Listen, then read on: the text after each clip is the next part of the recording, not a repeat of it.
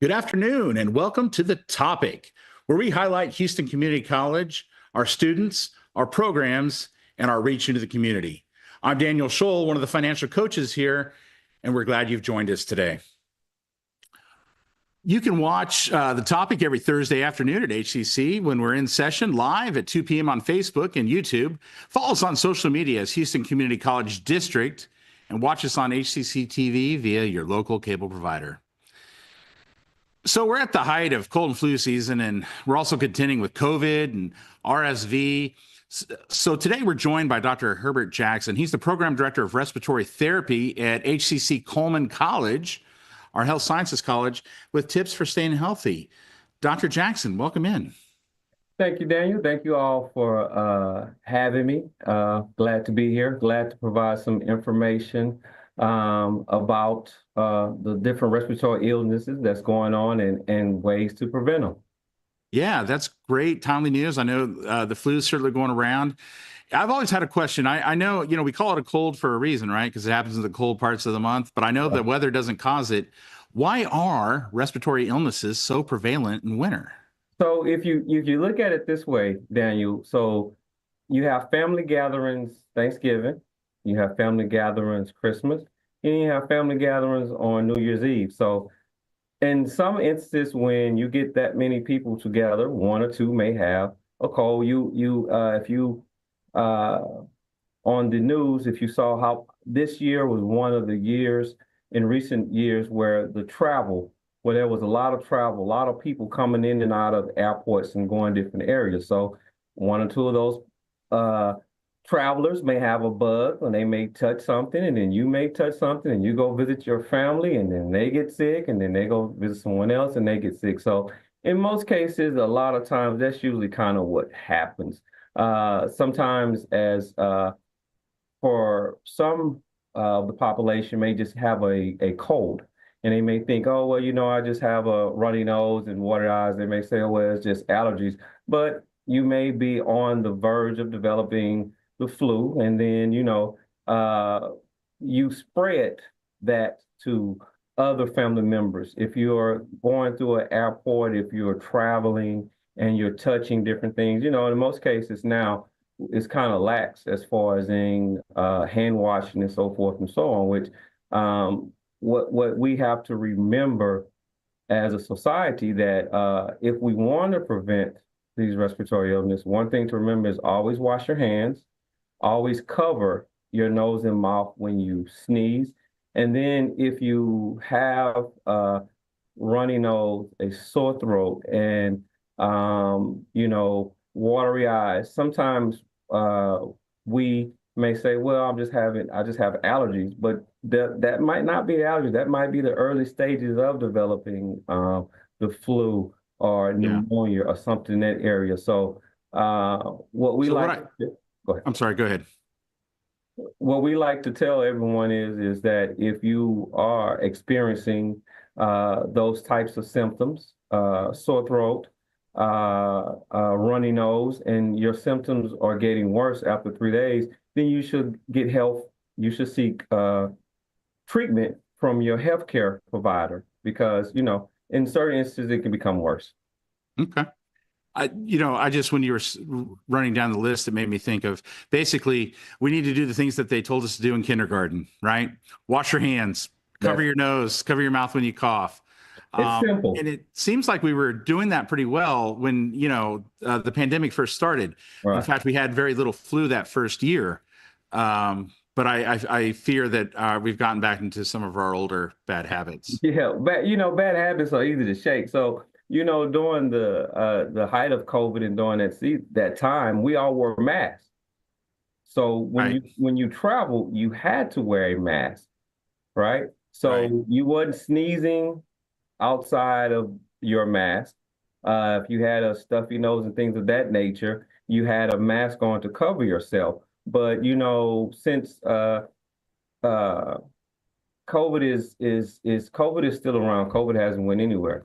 But the heightened security that was around COVID is more lax now. But as you were just discussing, in across a lot of different states, respiratory illnesses are going up. RSV, um, Can you pneumonia. talk a little bit about what RSV is? We hear it a lot, but Yeah, I don't know if people will actually know what it stands for. RSV is respiratory syncytial virus. So, respiratory syncytial virus is a virus that can be contracted by older adults.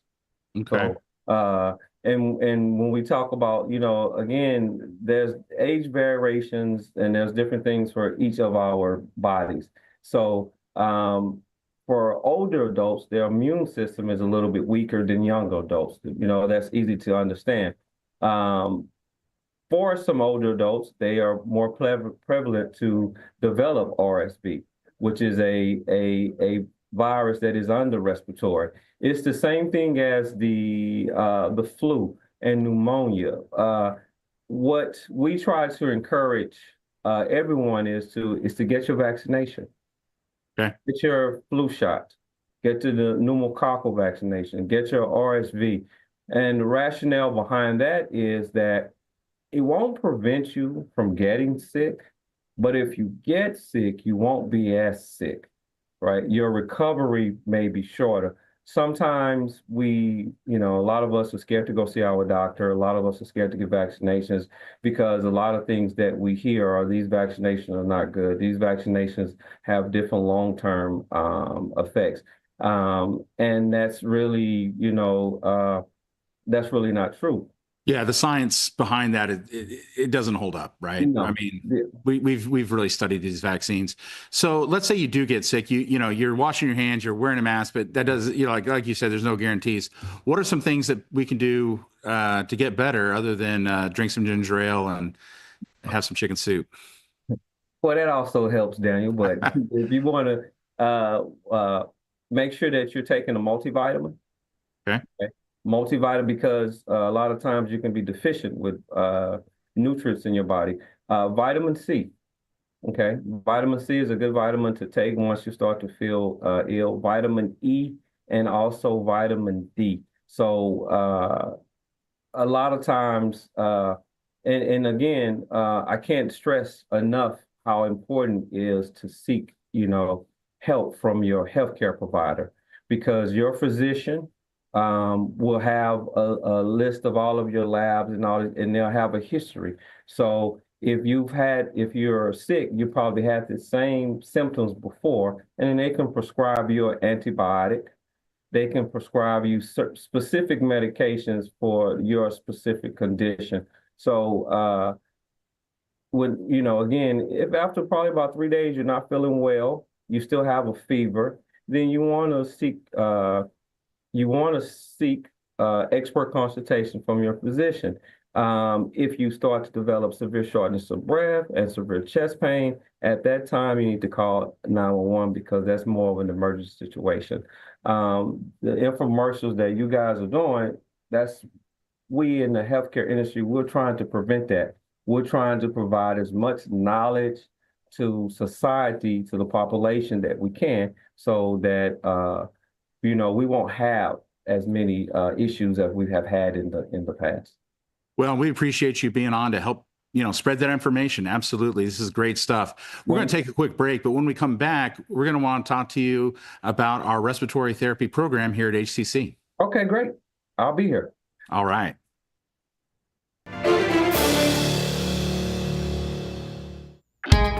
At Houston Community College, we make your lessons matter. Open the door to real-world education, where passions become careers. Find out more at hccs.edu and let your success take flight. For more than a year, we have kept you informed with more than 500 remote episodes. But now we're back, bigger and better, with more news and more guests. Join us live every weekday at 10 a.m. on Facebook and YouTube, and on HCC TV at noon and 5 p.m. You can watch from anywhere. We go where you go.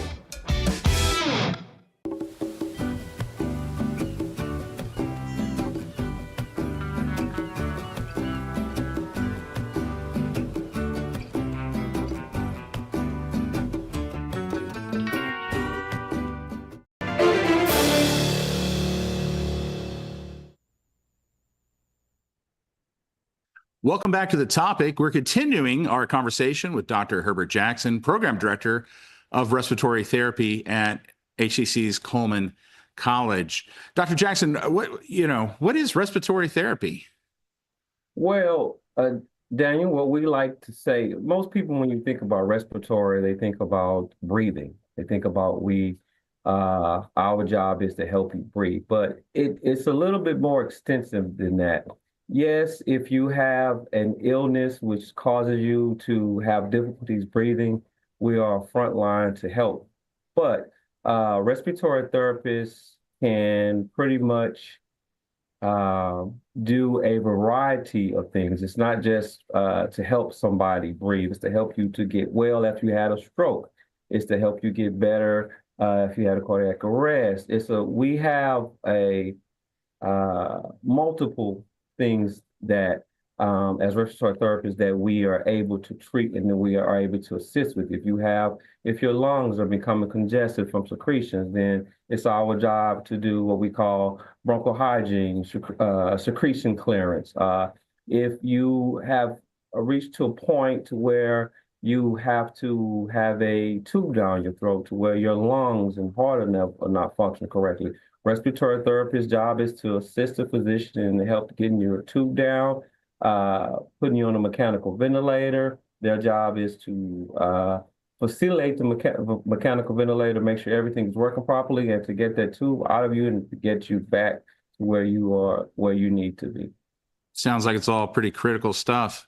Can you give us a little bit of an overview of the program here at HCC? So the program and as Daniel said, I'm Dr. Herbert Jackson. I'm the program director for the respiratory therapy program here at Coleman College for Health Science. We're located in the heart of the Texas Medical Center. Our program is a 2-year associate degree program. So we enroll cohorts every fall. Our curriculum consists of a lot of medical classes, a lot of math. We put you in clinicals inside the hospital where you in hands-on experience. Our labs are top-notch here at Coleman College, so where you can get real-world experience. I have a great set of faculty here who have, if you were to combine our years of experience, we'll probably have over 120 years of experience between myself and the faculty here. So we bleed respiratory, man. We are very adamant about our program. We're adamant about our students. It's one the one thing that we always boast is about our board exam scores. HCC has some of the highest, or we have one of the highest pass rates of any respiratory therapy program in the area. And then when our students graduate, they're prepared for that next step. That's outstanding. Congratulations. That's Thank you. That's something to be proud of. Let's talk about when they graduate. So a student graduates, they've got their associate's degree. What's next? What kind of a job can they expect? What's their earning potential? What do they have in front of them? So that's the beauty of being in the medical center, because in the medical center, we send our students to the hospitals to work. So when they're at the hospitals, at the bedside, treating patients, the managers and directors, they see that. So they have a lot of conversation with our students. So once our students graduate, a lot of them already have jobs lined up. Some hospitals hire students as student workers. So we have at least 3 students who are they haven't graduated yet. They're in the program, but they're working as students. So once they graduate, they have a job.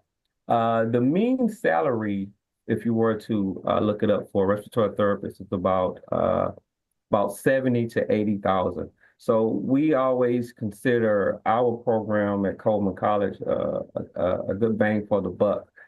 For your 2 years in the program, your tuition probably won't exceed $10,000. And once you graduate, you'll be making around $31, $32 an hour, which equates to about $75,000 to $80,000 a year. So it's a very good career, and it's a growing career. And what I mean by that is a lot of us are starting to retire, and so when those therapists are retiring or transitioning out, hospitals are growing, they're building, they're adding more units. So the need for respiratory therapists, man, there's a real need for respiratory therapists. So. No, I've heard that. And from what I understand, I guess a lot of respiratory therapists, people were, they worked very, very hard during COVID. A lot of the nurses did too, and doctors. Oh, yeah. A lot of them retired, after COVID. They got burnt out. Yeah. A lot of them got burnt out. Yeah. And a lot of them, what they did was they stayed contract. So, in the Houston area, there's a lot of different schools. So you have a plethora of respiratory therapists. But if you were to go outside of the state in the Midwest, in certain areas where there are not a lot of schools, those areas still need a respiratory therapist because, sickness is not just centralized to one area. So a lot of therapists, they stayed on their contract, and then that just opened up the door for students to get in and to work, and get their career started. Yeah. I know that the programs at Coleman are competitive. It's one of the few programs where you have to apply and get accepted into things. And you mentioned that students start in the fall. So would now be the time for people to start getting ready to apply for those programs? Oh, yes. If you were to go to hccs.edu and you were to click on programs, or you go down to health science, and then when you click on health science, you go down to respiratory therapy, it will list all of our prereqs and all of the information required to enroll in the program. Our application is open now to June 1st. So any student that has completed their prereqs, I encourage you to go ahead and apply. If you have any questions or concerns, you can email me at herbert.jackson@hccs.edu. I would love to talk to you, and I would love to get you on the path to becoming a respiratory therapist. Well, I think what you all do is remarkable work. My mother had COPD. Right. Yeah. And was in and out of the hospital quite a bit. Yeah. In the latter parts there, and worked with the respiratory therapists a lot, and they do miracle work. Dr. Jackson, I want to thank you for taking the time out of your busy schedule to come in and talk with us today. I know classes started this week, so you've got a lot going on. Yeah, sir. But no, this was great information. Thank you. Hopefully everyone out there will promise to wash their hands and cover the nose and make your jobs a little easier in this cold and flu season. When we come back from a break, we're going to get a student's perspective on the respiratory therapy program here at HCC.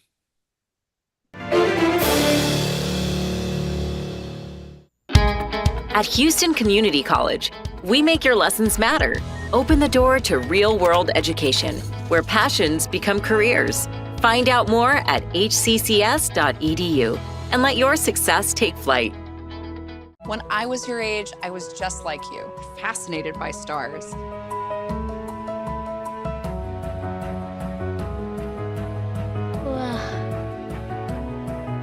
But now I get to search for life in the universe. And who knows, maybe life is looking for us too.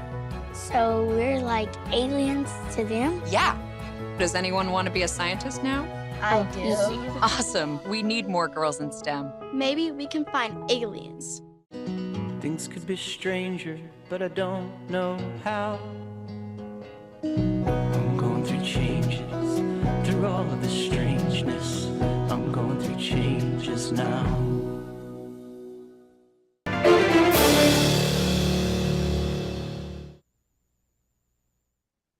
And welcome back to the topic. We're looking at respiratory therapy program at HCC's Coleman College for Health Sciences. And joining us right now is an actual live real student in the program, Kalika Hocking. Kalika, welcome. How you doing? Thank you so much for having me. I'm doing well. Thanks. Oh, yeah. No, we're thrilled you're here, especially, this is only the fourth day of classes. I know you got a lot going on. Yes, sir. Right. How are things going so far? Real well. Thank you. Good. Hey, what made you choose respiratory therapy? What made you choose the HCC program?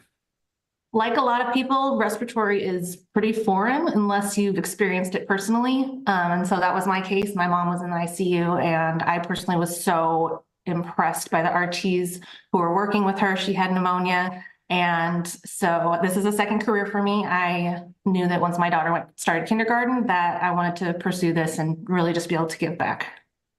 Would you say a lot of people really feel that this is more of a call than just a vocation? I would, especially because everyone's interacted with a nurse, everyone's interacted with a physician, but RTs, you kind of don't need them until you need them. And if it's touched you, it's made a difference. For sure. What have you enjoyed most about the program here at HCC? Probably the clinical experiences. Classroom is great, but when you actually get to be hands-on and put your learning into practice and actually get to see the difference that you're making with patients, that's definitely a huge advantage of Coleman's program because you get to start that first semester. Can you talk a little bit about what clinicals are and kind of how that process goes? Absolutely. Twice a week, we get to take our classroom knowledge and put it into practice. We get assigned to different hospitals throughout the med center. We're put in a group of 3 or 4 with a clinical instructor. And during the first semester, we start on adult floors. Then we move into the adult ICUs and then to pediatric floors, pediatric ICUs. And as a 5th semester now, we're going to be starting in the NICU. Okay. And is that something, clinicals, that you do every semester? Every semester, and that's unique to Coleman, is that you start the very first semester. You have about 5 weeks of preclinicals where you get to work in the lab and do kind of simulations, and then you're with real patients. Wow. Was that scary first time you did that? Oh, it's still scary. What are the labs and simulations? That's done on campus, right? Yes, sir. So we have a really awesome facility up on the 10th floor where it's set up like a hospital. And so the clinical instructors can program it to give you certain, for us, breath sounds and heart rates and things like that. And so we get to practice hands-on, make our mistakes and just really gain confidence in our clinical skills. And how does HCC support you? I mean, you've got faculty. Do you have staff supporting you? What else support do you get from us? We have a whole student services division in terms of offering tutoring services, things like that. Our faculty are amazing. They bend over backwards. They are there for us with office hours, coming in on Fridays, tutoring sessions. I have had the opportunity this semester to be a lab assistant to Dr. Jackson. And so my role is to assist the first years in their labs. What advice do you have for someone coming into the program? Be ready to work hard, be ready to have fun, be ready to make a difference, and just don't second guess yourself. Just try. Yeah. That's great, advice, right? So many people, I think, sometimes are scared to just jump right into something. What would you say have you found most satisfying about working specifically in respiratory therapy? I think the fact that you often get to see an immediate difference. Even if it's something as simple as giving a breathing treatment, you get to see a patient go from struggling to being at peace 5 minutes later. And that's really rewarding. Or getting to see a little kid go home. It's really those kinds of things. It's not all happy days. It's hard days too. But just knowing that you did everything you can to make a difference for them or their families. Do the professors talk to you about that? About how do you handle your self-care? Because there's going to be days that are going to be harder than others in the medical field, for sure. Absolutely. And I came into class one day after a really hard day in clinicals, and I asked my professor, I must have had a face. He said, "You doing okay?" And I said, how are you okay when you're not okay? And they really do just foster that environment of being able to come to them, being able to talk to them. They have open office hours where I've come and just been able to vent or cry. And the CIs are amazing in that also because they've been there themselves. And so allowing you the time to step away from a hard situation, take a minute, they encourage you to do that. Yeah. Now, you mentioned CI. I assume that you're talking about a classroom instructor. Clinical instructors, yes. Clinical instructor. Okay. So the clinical instructors, that's at the hospital? Yes, so HCC contracts out with Herman Memorial and Methodist and TCH, and they have just awesome instructors who take you to do the hands-on during your clinicals. So you're not with the faculty, but you're with a dedicated CI. They don't just farm you out to someone. They walk with you. They are in the room with you as you deliver your patient care, supporting you all along the way. That's wonderful. Now, if you could go back in time and talk to yourself before you entered the program, what advice would you give yourself? What would you tell somebody considering entering this program? The biggest question I asked when I started was, how hard is the math? Because I am not naturally mathematically gifted. I wish I was, and this program has a lot of math. And that was very intimidating to me. And I look at how far I've come now and where I was when I began, and it's night and day. And so if it looks intimidating, if it looks hard, just trust yourself. You can do hard things. Absolutely. How did you overcome that? Did you do extra coursework? Did you do tutoring? Yes, definitely was a lot of collaborating with my classmates, because someone else is more chemistry or math inclined. And so asking them, can you break this down for me? The professors are so generous in terms of their own time, but also explaining another's coursework to you. Because maybe one professor explains it one way you don't understand. So going to another and saying, can you clarify this for me? And they are always so willing to do that. And then just online resources, YouTube and Khan Academy, things like that. Just one quick last question for you. So I know, you have to take your prerequisites, and you don't necessarily do that at Coleman. What was there anything you would like to tell somebody who's in their prerequisites about Coleman specifically that's different from other HCC campuses, other than paying for parking and buying? Yeah, that's a bummer. But there's ways to work around that. I think that just its location is so cool, and the Med Center is so unique. I'm not from Houston, and so getting to experience this medical city within a city, and just seeing all these healthcare workers who are so dedicated to their patients and to the greater health is really inspiring. That's awesome to hear. And we're thankful that people like you are out there taking care of our loved ones. Thank you for the work that you're doing and the work that you're going to do in the future. And we'd like to thank everyone for joining us today here on The Topic. If you enjoy the show, follow us on Facebook and YouTube at Houston Community College District. To listen to The Topic and more HCC TV programming, visit hccs.edu/podcasts. For The Topic on HCC TV, I'm Daniel Scholl. Y'all have a wonderful rest of your day.